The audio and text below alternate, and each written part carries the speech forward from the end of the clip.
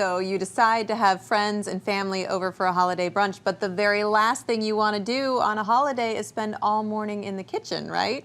So Chef Julie Schoenherr from Soho American Kitchen in Sioux City is here to give us an idea to have a wonderful brunch without all that work in the morning. So tell us what we're going to make. We are going to make a breakfast lasagna. Nice. Lovely. All right, and we've already started a little bit, but tell us what's going on. We have gotten started. I find that it's best to get everything laid out. So before assemble, we get everything ready to go. So we've browned a pound of sausage. We've taken the sausage and set it aside, and what we've left in the pan is the drippings and the little bits from the sausage. Very important. It's very great important flavor. now. We don't have very much fat left, so we're going to add just a little bit more. All right. We're going to melt that. And that's going to get our base. We're going to make what's called a blonde roux, which is the beginning of our gravy.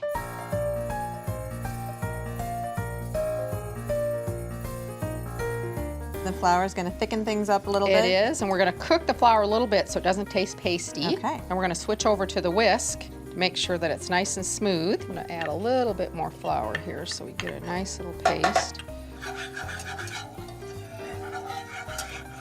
Now we've got a couple of quarts of half and half on hand. We're going to start with a little. Let that stir it in. Yep, stir it in, and you're going to see it thicken right away. It's starting to go. Now there is a little tip when we're cooking with flour. It doesn't reach its full thickness until it actually comes to a bubble. Okay. So a lot of times people wonder why their gravy didn't get thick, and it's because we got to get it to a bubble. Put a little bit more in.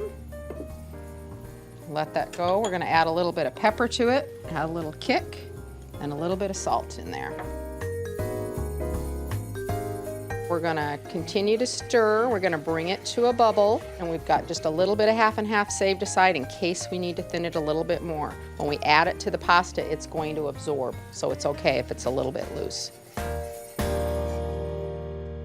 All right, we've got a thick sauce. It's bubbling. It smells great. Are we ready?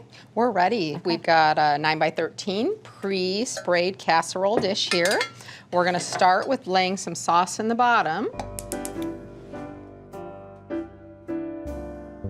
And as you see, it's not overly thick because what's going to happen is this pasta is not pre-boiled. So what we're going to do is we're going to put a nice layer of sauce in the bottom, and as this bakes, it's going to cook the pasta for us. It saves us a step, saves us a pan, saves us some time. So we'll put that in, and then we're going to lay 4 pieces of pasta across here. That's going to be our base. Hold it together, just as easy as that.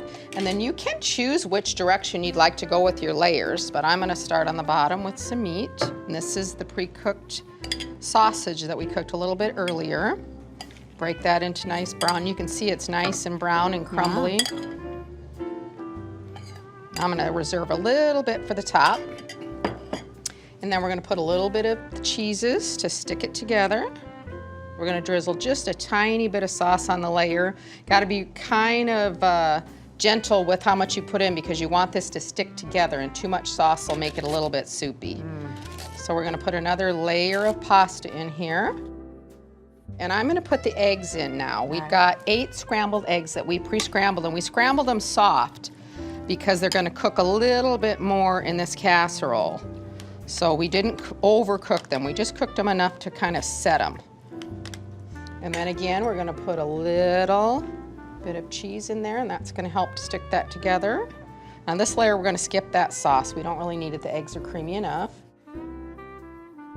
And you can really use whatever vegetables your family likes, but I love the spinach, and there's no need to pre-cook this spinach because we want some moisture to soak into these noodles, into the pasta. Have a little bit of green peppers in here, a little bit of onion in here, and then we are going to add some cheese to this layer because we want it to stick together. So put a little more cheese. And this one can take a little bit of sauce on it. Put just a little drizzle. And it really is, the hardest part of this really is just getting your little dishes ready to go, doing your prep work. That's the most time consuming. Otherwise, it's just as easy as can be. We've got our last 4 pieces of pasta. This we can just give a liberal pour because we do want it to really get on there and coat it. And I like to cover the top with a little bit of this meat to kind of decorate it up a little bit. then you kind of know what's in it. Right. A few of the peppers, and people say, oh, I wonder if there's onions and peppers in this. Yep, there sure is. We're gonna show them right on top.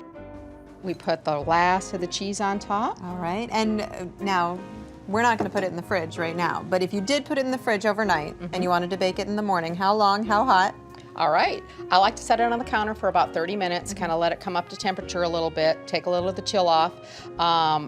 It goes for 30 minutes and then covered, and it goes for about 5 minutes uncovered. Now, if you're cooking it cold right from the fridge and you just want to stick it in and forget it, you don't want to come back to it, go for about 45 minutes covered and then another 5 minutes uncovered just to get the cheese a little brown.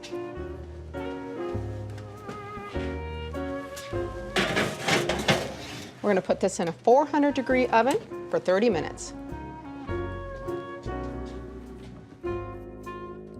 All right, this looks amazing, smells amazing. All right, here we go. Wonderful. All ready for your holiday guests.